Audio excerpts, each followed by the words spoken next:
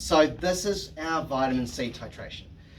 Our aliquot, so what we set up in, what we're going to set up in here has got two aliquots. It's got an aliquot of vitamin C, so an exact known volume of our vitamin C that we're testing, and it's got an aliquot of our iodate.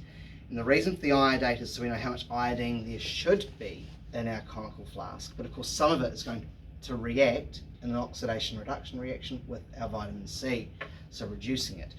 That therefore will reduce our titer values. So if you were getting 30 mils last time, you're not going to get 30 mils this time because some of that iodine has reacted with vitamin C.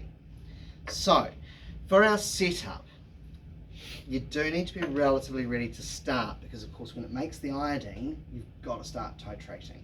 So having everything ready, and everyone saw before the video that I really did double and triple check everything and realised what I'd forgotten and raced away and got it. So check you've got everything you need. You're going to need your vitamin C, you're going to need your iodate, your thiosulfate in here, you're going to need your sulfuric acid and a measuring cylinder, and you're going to need your starch indicator. Alright, we've got a pipette for our vitamin C that's been rinsed with that, and a pipette for our iodate that's been rinsed with that. So I'm going to start with my iodate.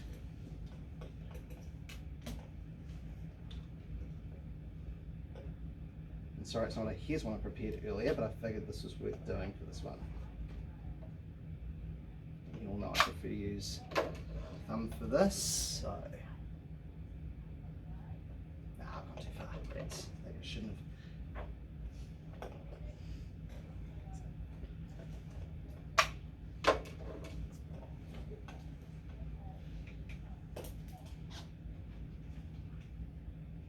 Not enough coffee today.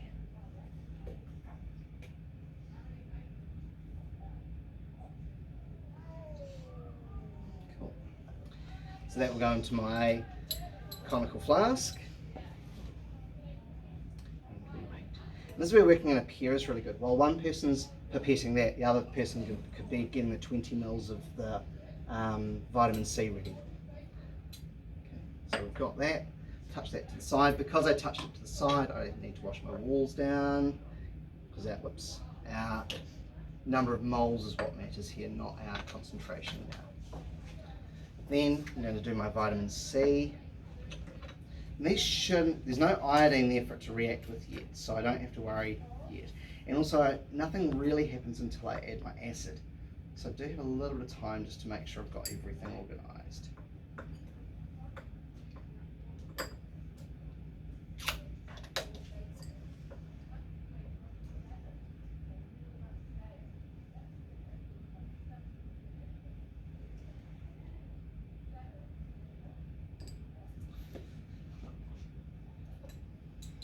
And as you do one of these, you'll be able to do that quite quickly, but again, you can use the pipette filler to control that volume. So you're not going to see anything at all happen.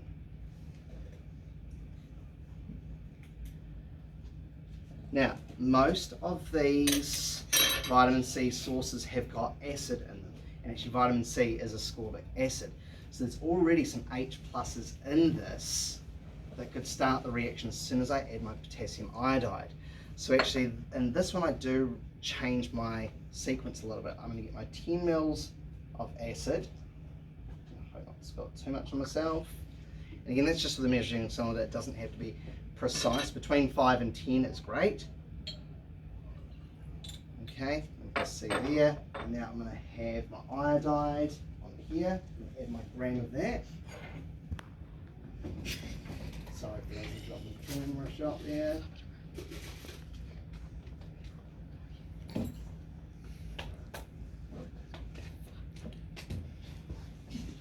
And now I'm ready to start. So it's going to go muddy brown, which is what we want for our iodine. And here we go. That was at 0, 0, by the way. I'd already checked that. It doesn't have to be 0, 0. Just make sure you record it in your results table. Now this one's going to go yellow, hopefully, a lot quicker, unless our vitamin C has broken down. Now the way I've set this experiment up for you, I expect your titration values to be between 10 and 30 mils. If they're not, it means that you need to dilute something. And that's where you sort of earn your higher grades, is knowing whether to and by how much to dilute something. This is already about 15. So what I'm trying to do is wait for that yellow to form so that I can add my starch indicator, and it looks like it's starting to go a bit yellow. Keeping in mind, this is already a pinkish colour, so that's going to contaminate the base colour a little bit. If you're worried, add your starch quite early, okay? And it should still give you that blue-black colour, and remember we're trying to get that to disappear permanently. Why don't you add the starch at the start? Don't add it too early because it does make it complex with the iodine, and it just takes time for that complex to be broken down as part of the titration.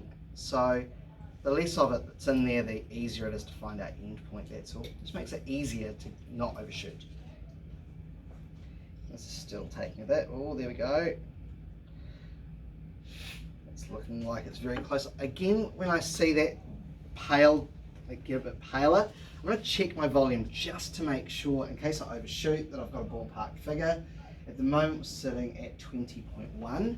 So if I accidentally overshoot, I'll go back to 20.1 and know that it's not correct, but it's close.